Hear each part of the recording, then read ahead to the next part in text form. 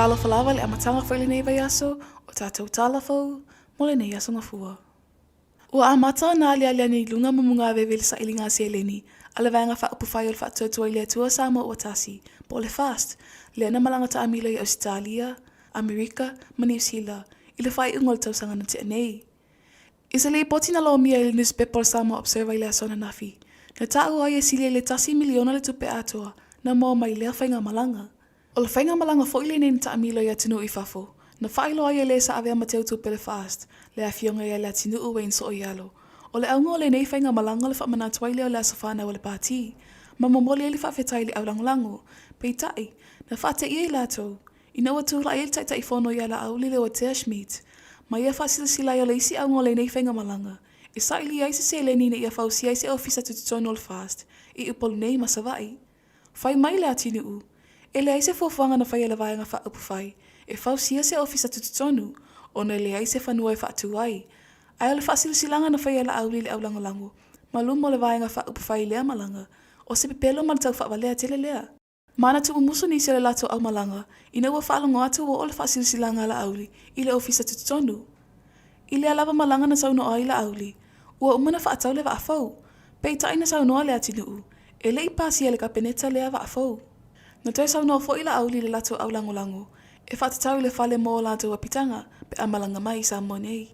Pei tai whai mai le atinu u, e le moni a whasalalonga mai a la auli. Saunoa le atinu u o ie mana tualo whai le au langolango le fast, o no le to o telo i lato, e le o malamlama po o feo alu mai ia lato tupe, ma o le to o telo fo i lato, e le o fia talitonu pe ai etom whai e wha malamlama atu iai. E o lo lafo mai pese eleni. Na tāua fo i le atinu u, le tamo whai al komiti atu pe le fast, e wha asaini lato e wha mauni ai le i tā lafu po le overdraft, pe i tai na o olo fitiva ai le isaini, o na le manato o olo, e te tau na wha malamlama mua le i tā lafu i le vaianga wha upu whai le fast, mai le ma whai ona i asaini tau aso.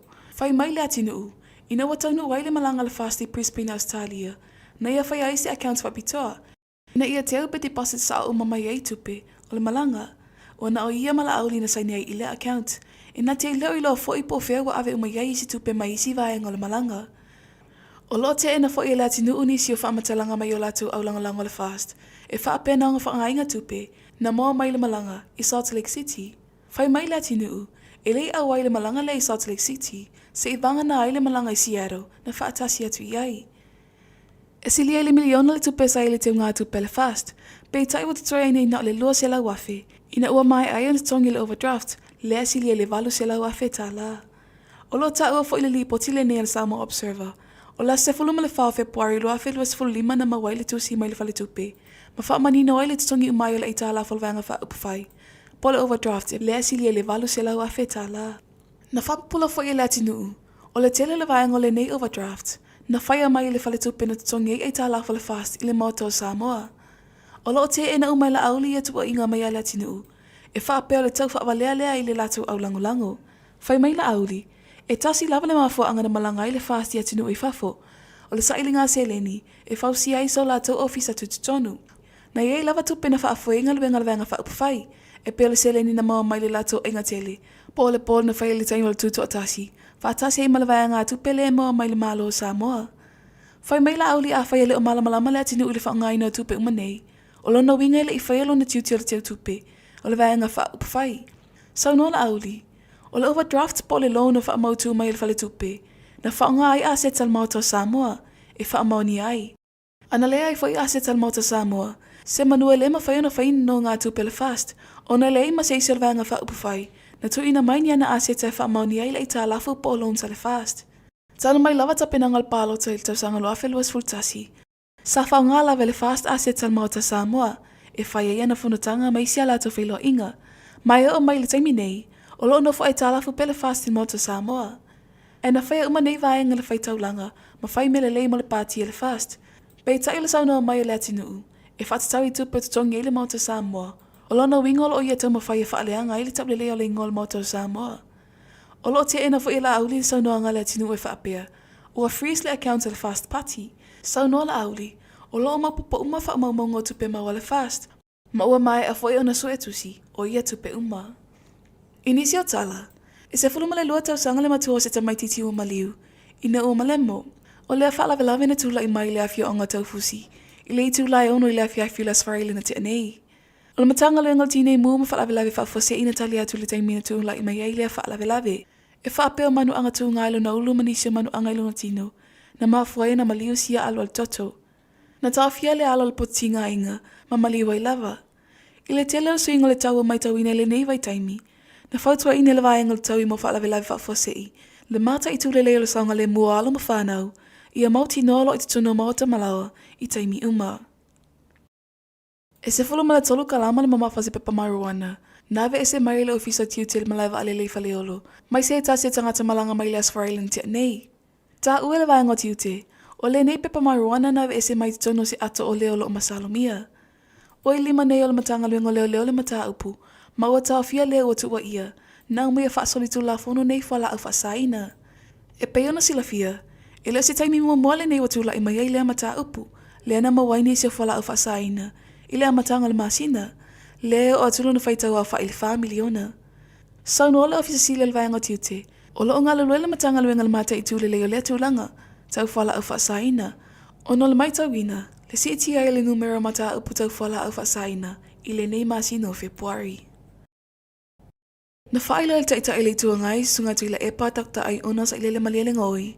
O talia I lafi ngal funga fitala I le lato talsanga. I le mata upu whaatua I le lafo. O le whaatua toa ino lafi ngal tumaita I palimia malan taita ingo le malo. Sau noa tu le epa le lua I mata upu le ne alfuntanga al palmene. I le aso atai au. O le tala noa ino le lafo. O le whaatua le vanga whaupu whai. E pui ia te taua tangata. Le HRPP. O le vai whangawa ai le whenga malo iai nei. Na mafua ina whai le vanga le HRPP le nei lafo.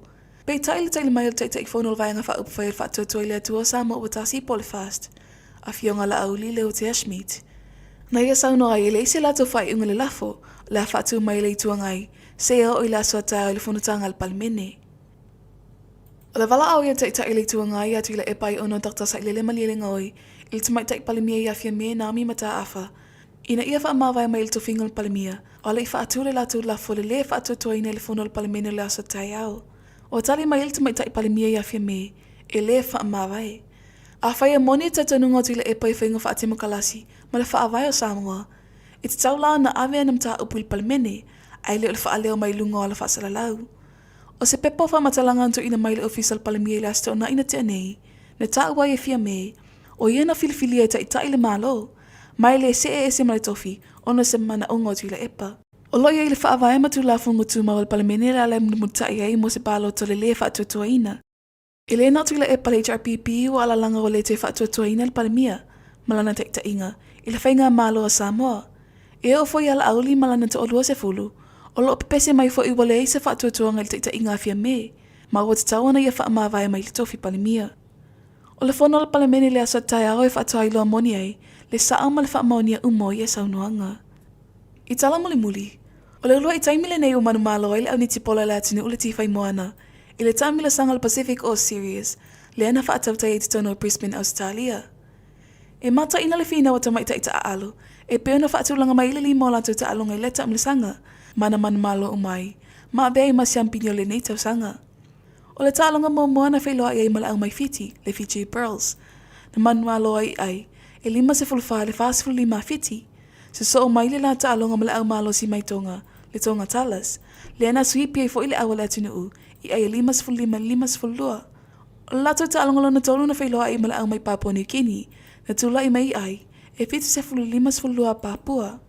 Se so ai le la talonga mala au Australia le Black Swans.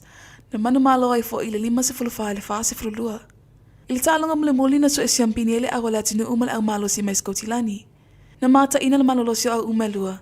Na mafua ina wha upopole taimio le talonga. E ui le fina mai le au mai Skotilani. E le iwai ele pui al tifai moana. Ma manu malo ai. E limas fulma wha ele limas fulma le lua. Sau no alta mai ta iwai ha o ngai a Natalie Matthews. O si tala wha asalo pita fo ile le atinu. Ono se mtati a fole nei. O wha atua ile au ni tipola te mai ta ile nei tau sanga. O le nana te ingal pulengal au ni tipola Samoa. Ia maua so lanto wa manoi ta alongal Commonwealth. Awa lawal si iti al tūlanga ta alonga ni tipolo. I te tono Samoa. O tātou tala fou nā male ni Aso Gafua.